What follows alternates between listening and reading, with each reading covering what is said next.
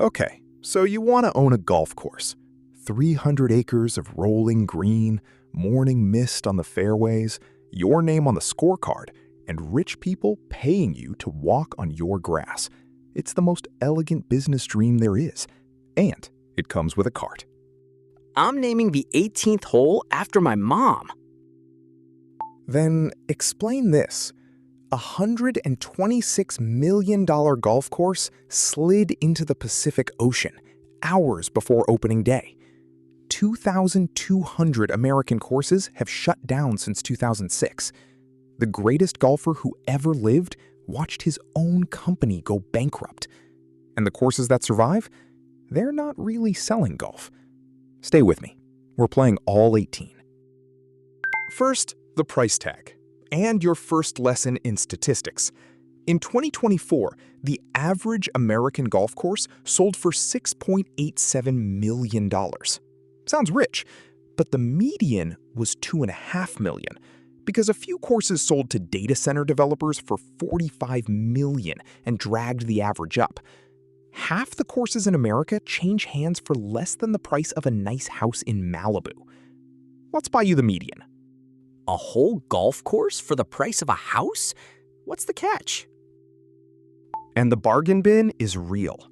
In Daytona Beach, LPGA International, 2 full championship courses on 657 acres sold for $1.5 million. 2 courses for the price of a 2-bedroom apartment in Manhattan. In Connecticut, an 18-hole course with 133 acres listed for $5 million. And the listing didn't even pitch it as a golf course. It pitched it as a housing development opportunity. That's the market telling you something, and it's not whispering. 2 golf courses for $1.5 million? What's wrong with them? The catch is what you just bought. An 18-hole course is 150 to 200 acres. And here's the thing nobody tells you. You didn't buy a sports business. You bought a farm. A farm that grows the single most expensive, most demanding, least edible crop on Earth. Perfect grass. How crazy can the building side get? In 1989, Steve Wynn built Shadow Creek in the Las Vegas desert for $60 million. 3 million cubic yards of dirt, 20,000 trees, planted in a place where nature intended exactly none of them. And the record? Trump Golf Links at Ferry Point in New York, $269 million. For grass, the most expensive lawn in human history. $269 million? My whole neighborhood costs less. Now let's equip your farm. A fairway mower, a lawnmower, but fancy, costs about $80,000. The rough mower, $100,000. A full maintenance fleet for a proper course runs past $2 million. That's right. The machines that cut your grass cost more than the grass, the land, and possibly your house. The lawnmower costs more than a Ferrari? And before you ask, yes, there's a used market. A 10-year-old Toro fairway mower goes for about $27,000, which sounds like a deal until you realize that's the depreciated price of a lawnmower. Then come the golf carts. A modern lithium fleet of 80 carts leases for around $19,000 a month. Your customers' little white chariots cost more per month than most people's salaries. Then, underground, the part you can't see, the irrigation system. A modern course runs about 1,000 sprinkler heads at roughly $2,500 a head installed. When the system ages out, and it will, replacing it costs anywhere from $750,000 to $3 million. One club in Dallas got a quote for $3.5 million for pipes, under grass. And what flows through those pipes is the real monster. A typical course drinks about 200 million gallons of water a year. A desert course, up to 1 million gallons a day, the same as 3,000 homes. The national average water bill is $107,000 a year. In Arizona or California, try $250,000. Your grass has a drinking problem. 3,000 houses for a lawn? Now meet your maintenance budget. $810,000 a year on average, over $1 million for private clubs. More than half of it is people. A crew of 28 starts work at 4:30 in the morning because every destructive job must finish before the first golfer tees off. The greens get cut every single day to less than 3 millimeters.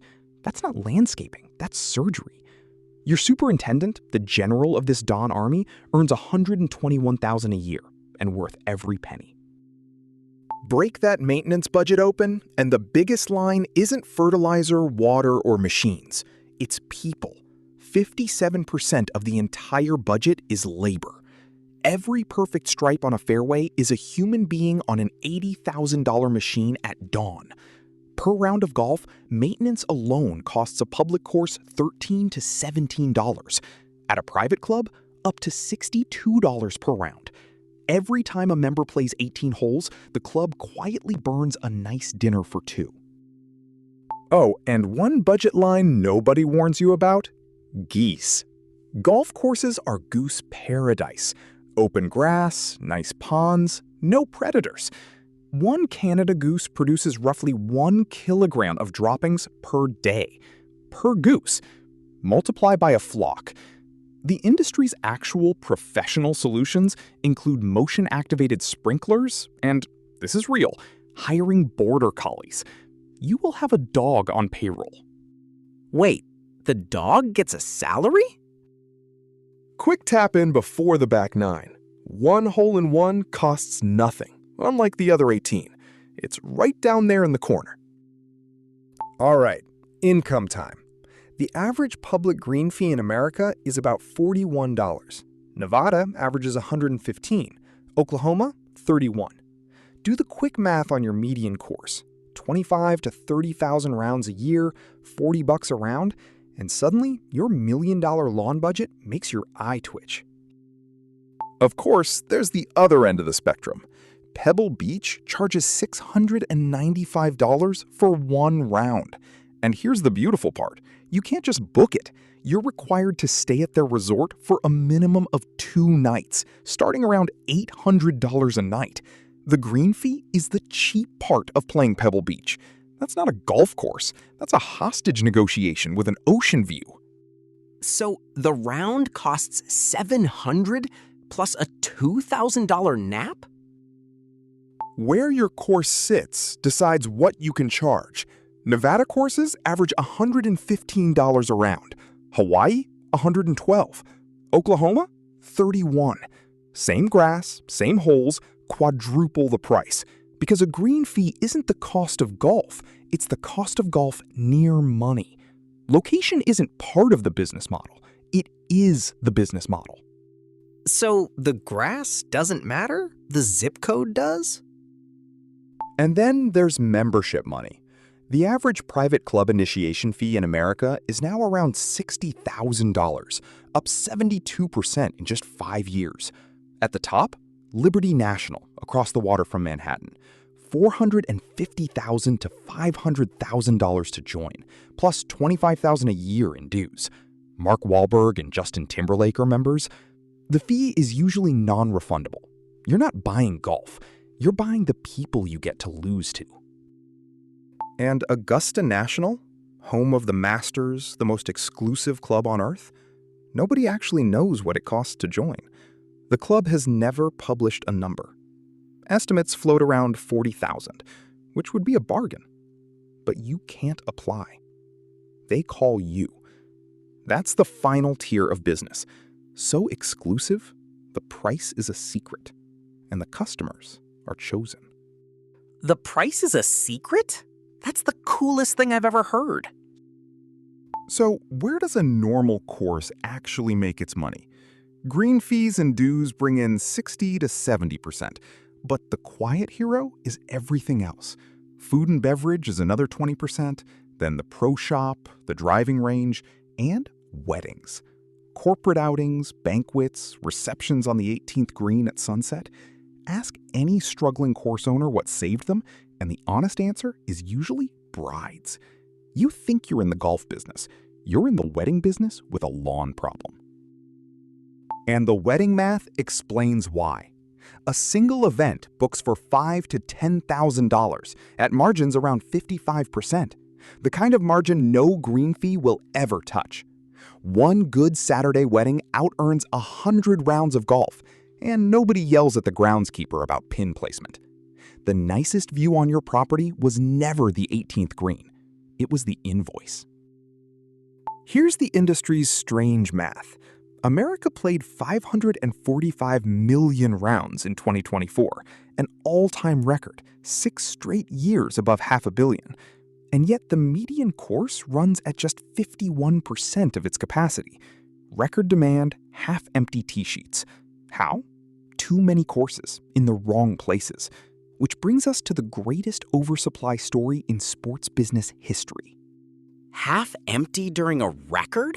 Who did the planning here? In 1988, a consulting report warned that golf's growth would stall unless supply kept up with demand. Developers read it as golf cannot fail. What followed was a 20-year construction frenzy. Over 4,000 new courses between 1986 and 2005, most of them built not for golfers, but to sell the houses around them. Remember that part. It's the murder weapon. Then the music stopped. Starting in 2006, more courses closed than opened every single year for almost 2 decades. Over 2,200 courses gone, 13% of the entire American supply. Through the 2010s, 150 courses died every year. Not because people stopped playing, because the math never worked. 30,000 rounds a year cannot feed $1 million lawn. And here's the murder weapon, up close. Most of those boom-era courses were never meant to be businesses. Developers built them as scenery, a green magnet to sell houses at premium prices. The developer quietly subsidized the club until the last lot sold. Then they left. The subsidy died, maintenance got cut, members drifted away, and the course entered what the industry politely calls a death spiral. The golf course wasn't the product, it was the showroom. So the course was just bait? And when a course dies, the neighborhood goes to war. A house next to a dead course loses about 17% of its value, $64,000, gone, because your backyard view became a haunted meadow. But if developers turn it into housing, nearby values jump 27%. So half the homeowners sue to save the course, half sue to bulldoze it. And the dead land sells to builders for 16, even 29 million. In death, the lawn is finally profitable. Some dead courses don't even get redeveloped. They just sit there. The industry calls them zombie courses. Fairways going wild, foxes denning in the old bunkers, locals sneaking in to walk their dogs across what used to be a $2 million irrigation system. Conservation groups have started rewilding them into nature preserves, which is a beautiful ending, and also the only business model where the grass finally maintains itself. The foxes live in the sand traps now? That's kind of adorable. Now, the promised disaster. Ocean Trails, Los Angeles. A 10-year, $126 million dream on the Pacific Cliffs. Hours before opening day in 1999, the ground under the 18th hole gave way. 1,000 feet of golf course slid toward the ocean, taking a chunk of the dream with it. The course went bankrupt on the spot. Donald Trump later bought the wreckage for $27 million, a fifth of what it cost. Spent years pushing over 1 million cubic yards of dirt back up a cliff, and reopened it in 2006. The 18th hole is beautiful now. It should be. It's been to the beach. The golf course went swimming? The bust made even trophies cheap. Doral in Miami, the famous blue monster, was part of a resort bought for $501 million in 2007. The financial crisis dragged it into bankruptcy, and in 2012, it sold for $150 million. 70% off, like a designer coat in January. And even after a $250 million renovation, the property has lost over $160 million since. Trophy golf is how large fortunes become medium fortunes. Some deaths are slower and pettier. The golf club of Villano in California, a Greg Norman design, struggled for years. The owners wanted to build houses on it. The neighborhood association said no. 24 hours later, the owner shut the entire course down. Just off. It's sat abandoned ever since. Weeds through the fairways. On sale for $17.5 million. The lesson? A golf course can be closed out of spite. Grass makes people emotional. They rage quit an entire golf course? And if you think fame protects you, Jack Nicklaus, 18 majors, 400 courses designed, the greatest golfer in history, won a $50 million defamation lawsuit against his own former company. The verdict pushed Nicklaus companies into bankruptcy, up to $1 billion of claimed debt against $50 million in assets. The greatest name in golf, and the name itself ended up in Chapter 11. The house always wins, except in golf, where the house also loses. The next threat isn't financial, it's coming out of the tap. Las Vegas has cut golf's water allocation by more than a third and banned new courses from using Colorado River water entirely. Hurricanes have hammered more than 200 Florida courses. One on Sanibel Island took a 7-foot storm surge across its fairways. When your entire product is a lawn, the climate is a business partner, and it's renegotiating. The water numbers are getting brutal and specific. Las Vegas cut golf's allocation from 6.3 acre-feet per acre down to 4, a 35% haircut by law. In Charleston, the municipal course used to flood 20 days a year. Now it's pushing 90. You can negotiate with banks, members, even geese. You cannot negotiate with a rain gauge. Meanwhile, the industry insists everything's fine. 70% of operators rate their finances good or excellent. Then you check the receipts. Of 221 local governments surveyed about their municipal courses, 70% were losing money. $61 million of taxpayer cash, quietly watering public lawns. One Michigan club alone has absorbed nearly $8 million in subsidies. Everyone at the club is smiling. The accountant is not. So my taxes are paying for other people's golf? So who's actually winning? 3 kinds of owners. First, the short course rebels. Half of all new courses built in the last decade are 9 holes or less because 2-hour golf sells and 5-hour golf babysits. Second, the entertainment guys. A single Topgolf venue pulls $20 to $40 million a year, 10 times a traditional course, and half of it is food and drinks. Third, the humble simulator. $45,000 in a spare room, and 80% of them are profitable within a year. The future of golf is smaller, faster, and partly indoors. The simulator story deserves its own numbers because they're absurd in the other direction. Average investment, $45,000, half a fairway mower. Average break-even, month 7. 80% are profitable within the first year. Only 6% of American courses have one so far, which means the cheapest opportunity in this entire video is a screen in a spare room. The $5 million lawn wishes it had those margins. And here's the twist ending nobody saw coming. Golf is booming. The pandemic handed the sport 6 million new players. Rounds hit 545 million, records, 6 years straight, and course closures just fell to a 20-year low. America still has 16,000 golf courses. That's more golf courses than McDonald's restaurants. The sport didn't die. The bad business models did. More courses than McDonald's? And I still can't get a tee time?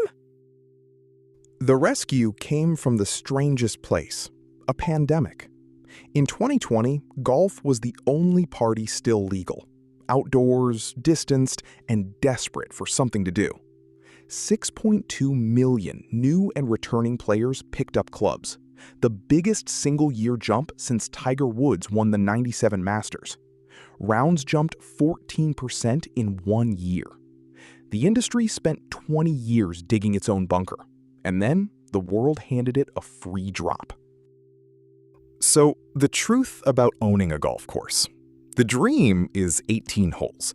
The business is a farm with a restaurant, a wedding venue, a fleet of 6-figure lawnmowers, a dog on payroll, and a lawn that drinks like 3,000 houses. The green isn't the product. The green is the overhead. So keep your Sunday tea time and let someone else own the grass. Fine, but I'm still naming a bench after my mom. One warning before the scorecard, though. The survivor's tricks aren't magic. A fifth of all the courses that closed were also short courses. 9 holes in the wrong town is still 9 holes in the wrong town. The winning formula isn't a format. It's ruthless honesty about your location, your water bill, and whether your community wants golf or just wanted the houses.